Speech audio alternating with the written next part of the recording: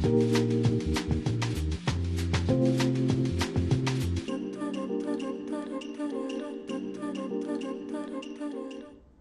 ritrovati a 7 sera, continuiamo il nostro percorso nel benessere, adesso parliamo di alimentazione e energia. Allora da subito il ben ritrovato a Rossella De Focatis, ideatrice della manifestazione Sapere, il sapore del sapere. Buonasera. Ben ritrovata Rossella e do subito il benvenuto anche a Sergio Serrano, biofisico e bioingegnere del Centro di Medicina Complementare dell'Università degli Studi di Milano. Benvenuto. Grazie, buonasera. Allora, iniziamo un argomento che sembra complesso, ma cerchiamo invece di renderlo molto facile.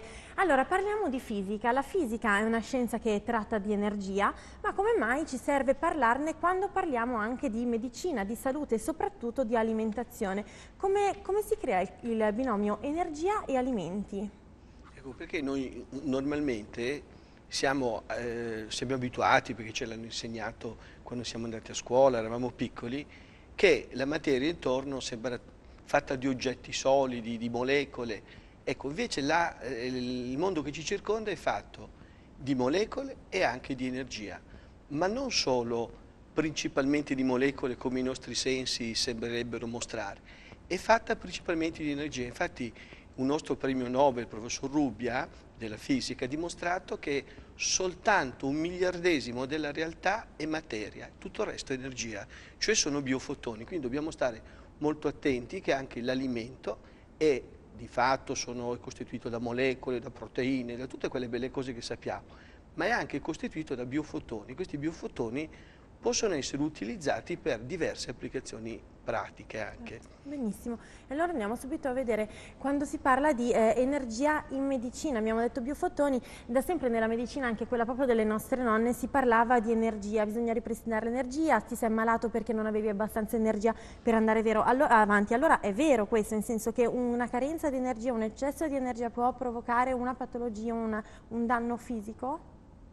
Ecco, la nostra medicina, la cosiddetta medicina accademica, quella che viene fatta negli ospedali, fa coincidere lo stato di salute come l'equilibrio biochimico, ovvero facciamo l'esame del sangue, vediamo che tutti i parametri costituenti il sangue sono in certi range e quindi siamo sani. E la nostra medicina, quindi di tipo chimico principalmente, ci spiega questo. Di fatto non è così, perché in alcune medicine antiche, la prima di tutte la medicina tradizionale cinese, lo stato di salute è l'equilibrio dell'energia, ovvero ognuno di noi possiede un contenuto di energia proprio che dipende da fattori ambientali, da quello che è, da quello che mangia, dai genitori che ha avuto, e questo che si chiama C, e questo C si distribuisce uniformemente in tutto l'organismo. E in questa medicina sono nati il concetto di meridiano, ovvero siccome l'organismo è complicato, come facciamo a studiarlo energeticamente, andiamo a vedere i vari sottoinsiemi, ovvero i vari meridiani, quanta energia hanno. Se ognuno di questi meridiani ha il contenuto di energia corretto, allora siamo in salute. La medicina, la biofisica, che è l'applicazione in campo fisico della medicina, ha messo a punto degli strumenti che consentono di valutare correttamente la quantità di energia che contengono i vari meridiani. Quindi lo stato di salute, questa si chiama medicina funzionale, cioè medicina dell'energia, e lo stato di salute è quando noi siamo nell'equilibrio elettrico. Quindi dobbiamo abbinare e studiare tutte e due, valutare tutti e due gli aspetti. Benissimo. Allora intanto abbiamo visto passare delle immagini, abbiamo parlato di energia e di modi di misurarla. Torniamo agli alimenti, quello di cui abbiamo parlato all'inizio. Allora, c'è un metodo anche per misurare quanto sono carichi gli alimenti di energia buona, di quello che lei ha detto prima, di biofotoni. C'è un sistema per riconoscerlo e anche il nostro corpo, senza bisogno invece di macchine esterne, riesce a riconoscere la bontà vera degli alimenti? Ecco, noi siamo una macchina, un laboratorio chimico raffinatissimo, ma anche un laboratorio fisico. Quindi quando noi ingeriamo un alimento o ci avviciniamo a un alimento, allora, il nostro organismo assimila, riceve e utilizza bene un alimento se lo riconosce, cioè se è self, dice sì, questo è qualcosa che non mi nuoce.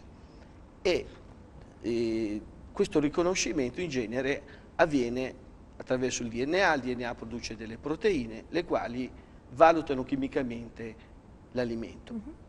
Però consideriamo che il nostro organismo è velocissimo, compie 1 miliardo di operazioni al secondo.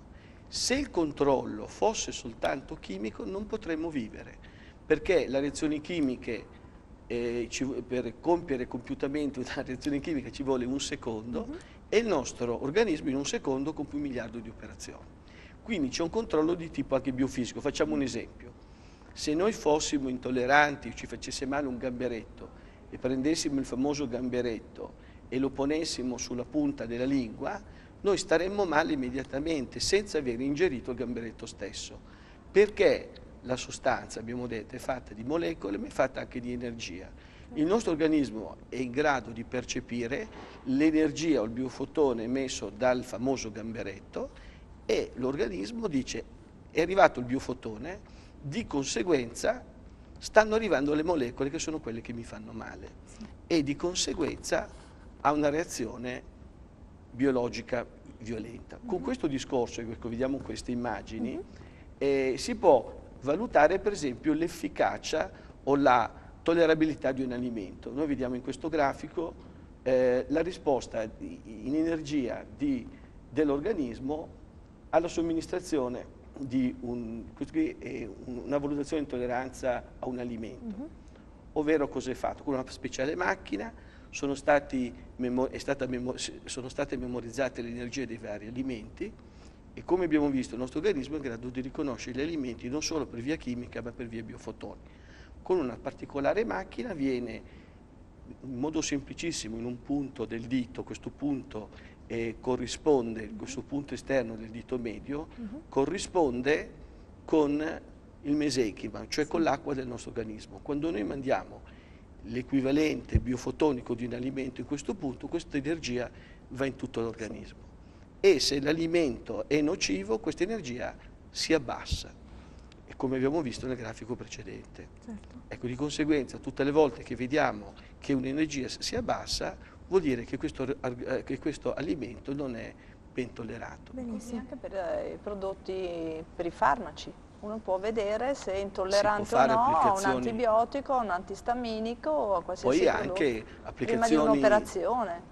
Anche applicazioni più di tutti i giorni, per esempio possiamo vedere, non so, un bimbo ha bisogno del latte artificiale, fare i vari latti artificiali possibili, tutti buoni chimicamente. Qual è il miglior latte per il bimbo? Oppure la signora che è in risonanza con l'energia del corpo. Qual è quello più adatto fra quelli possibili? Quindi senza somministrare il prodotto, somministriamo anticipatamente l'energia del prodotto e vediamo se questa è gradita, sarà gradita anche la molecola. Poi c'è la possibilità anche di agire proprio in prima persona proprio sugli alimenti. Sì.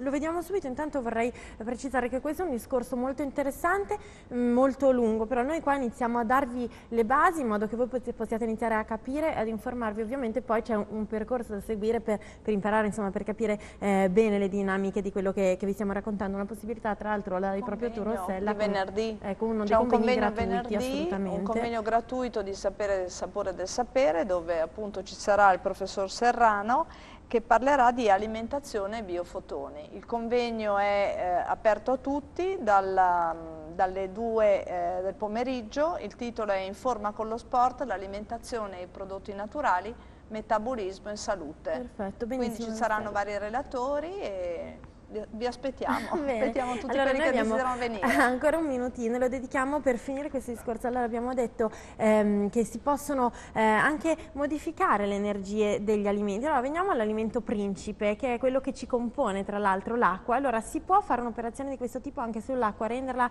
migliore, con le vibrazioni, con le energie migliori per farci bene? Ecco, prendiamo un esempio che è presente già, disponibile a tutti sul mercato, e per esempio può essere quello dell'acqua magnesiaca caricata con biofotoni. Cosa vuol dire?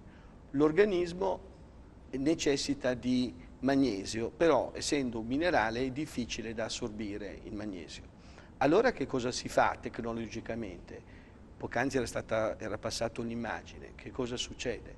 La bottiglia di acqua, una volta confezionata, in una speciale bottiglia a gabbia di Faraday che non lascia scappare via l'energia che sia stata caricata, viene caricata, quindi acqua magnesiaca, caricata con i biofotoni del magnesio.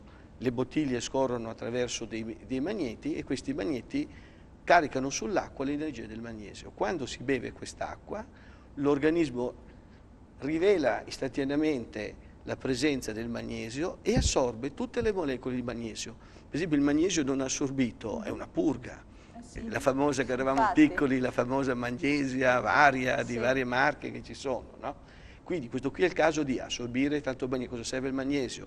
Il magnesio attiva i mitocondri nel trasformare il grasso in zucchero e quindi in energia e rende più energetici. Lo stessa cosa avviene su farmaci, su prodotti naturali, su alimenti, ecco perché poi recentemente c'è la nutriceutica, cioè alimenti che si usano per scopo farmacologico. Ci sono anche delle tinture, anche queste disponibili sul mercato, che vengono caricate con i biofotoni delle piante di cui sono costituite, in modo tale che l'organismo fa il massimo tesoro di quelle sostanze. Certo, bene, bene. Una cosa. 5 secondi poi concludo. Il sito www.saporedelsapere.it e chi vuole venire è meglio che si prenoti. Ok, però ricordiamo che è tutto gratuito, anche questo è importante dirlo quando si parla. Convegni gratuiti da 8 anni, quindi Ottimo. meglio di così. Ottimo, allora grazie infinite Rossella, grazie infinite professore, ci vediamo presto per continuare a andare per la mano con i nostri telespettatori verso il benessere. Grazie anche a voi, però restate qui perché subito la pubblicità andiamo a scoprire la kermesse dell'artigianato. State qui.